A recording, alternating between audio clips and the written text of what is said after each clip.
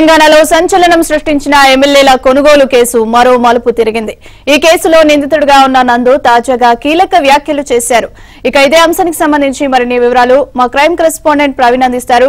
ప్రవీణ్, చెప్పండి. ఎమ్మెల్యేల కొనుగోలు కేసుతో పాటు అనేక కేసులు తనపై మోపి అక్రమంగా ఇరికించారనేసి కూడా నందు ఆవేదన వ్యక్తం చేస్తున్నారు. ఏబిఎన్ కి ఇచ్చినటువంటి ఇంటర్వ్యూలో కూడా ఆయన చెప్పడం జరిగింది. సో దీనికి సంబంధించిన అప్డేట్స్ ఏంటి?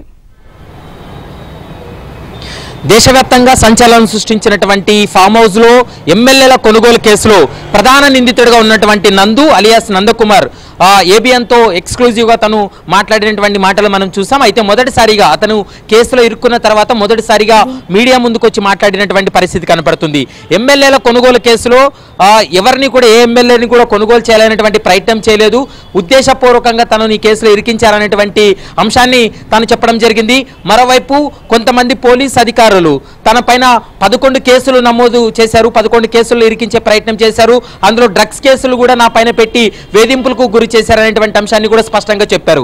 ఇక ఈ కేసులో ప్రధానంగా ఆరోపణలు ఎదుర్కొంటున్న వాళ్ళు అంటే ముఖ్యంగా సోమయాజులు కావచ్చు, సింహయాజులు కావచ్చు, మరోవైపు రామచంద్ర భారతి, వీళ్ళిద్దరూ కూడా చాలా కీలకంగా వ్యవహరించారు.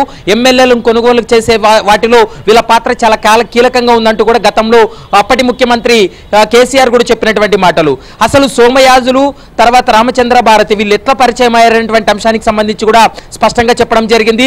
రామచంద్ర భారతి అనేటువంటి వ్యక్తి మాత్రమే తనకు పరిచయం. అందులో 4 ఎమ్మెల్యేలో కేవలం రోహిత్ రెడ్డి మాత్రమే తనకు సన్నిహితుడు తప్ప మిగిలినటువంటి ఎమ్మెల్యేలు తనకు తెలియదు.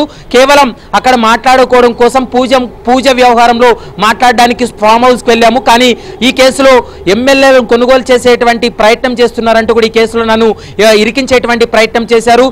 12 కేసులు నా పైన నమోదు చేయడం జరిగింది. ఒక్కొక్క కేసులో తనను కస్టడీలోకి తీసుకున్నటువంటి సమయంలో ఏ కేసులో కస్టడీలోకి తీసుకున్నా ఎమ్మెల్యేల కొనుగోలు కేసులో తనను అప్రూవర్ గా మారాలంటూ కూడా పోలీసులు ఇబ్బందులకు గురి చేశారు. 3 ఐపీఎస్ అధికారులు అప్రూవర్ గా మారాలంటూ కూడా తన పైన వేధింపులకు గురి చేశారనేటువంటి అంశాన్ని అయితే మాత్రం స్పష్టంగా చెప్పడం జరిగింది. మరోవైపు సింహయాజులను పరిచయం చేసిందే ప్రస్తుతం ఇప్పుడు బీఆర్ఎస్ లో ఉన్నటువంటి నాయకుడు దాసోజు శ్రవణ్ అనేటువంటి అంశాన్ని చెప్పడం జరిగింది. మరోవైపు ఎమ్మెల్యేల కొనుగోలు కేసు ఇప్పుడు ప్రస్తుతం సుప్రీంకోర్టులో ఉంది కాబట్టి ఈ పరిస్థితుల్లో నేను ఆ విషయాలన్నీ కూడా నేను చెప్పలేకపోతున్నాను. ఈ కేసులో వాస్తవాలు బయటపడాలంటే ఖచ్చితంగా సిబిఐ ద్వారా కానీ సిట్ ద్వారా విచారణ జరిపితే అసలు వాస్తవాలు బయటపడతాయి. సిబిఐతో విచారణ జరిపినా సిట్తో విచారణ జరిపినా తాను విచారణకు సహకరిస్తాననేటువంటి అంశాన్ని అయితే మాత్రం స్పష్టంగా చెప్తున్నారు. ఈ కేసులో నేను బాధితున్నా నిందితున్నా అనేది మాత్రం ఖచ్చితంగా తేలాల్సినటువంటి అవసరం ఉందంటూ కూడా ఒక అంశాన్ని నందకుమార్ కూడా స్పష్టంగా చెప్పినటువంటి మాట. అసలు ఎమ్మెల్యేల కొనుగోలు కేసుకి తన హోటల్ కు సంబంధం లేదని, తన హోటల్ను అక్రమంగా కూడా కూల్చివేశారనేటువంటి అంశాన్ని అయితే మాత్రం మీడియా ముందు చెప్పినటువంటి మాట కనపడుతుంది.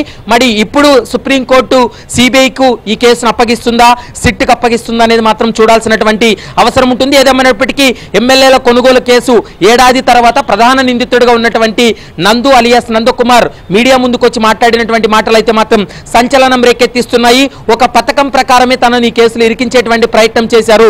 తనకు ఎమ్మెల్యేల కొనుగోలు కేసుకి ఎలాంటి సంబంధం లేదు. కేవలం తన పూజ చేయించుకోవడం కోసమే ఇక్కడ రామచంద్ర భారతి కావచ్చు, సింహయాజులు కూడా రావడం జరిగింది. వచ్చిన తర్వాత పైలట్ రోహిత్ రెడ్డి స్వయంగా స్వామీజీలను తీసుకొని తన ఫామ్ హౌస్కి రావాలని చెప్పడంతో వాళ్ళని ఫామ్ హౌస్కి తీసుకువెళ్ళాను.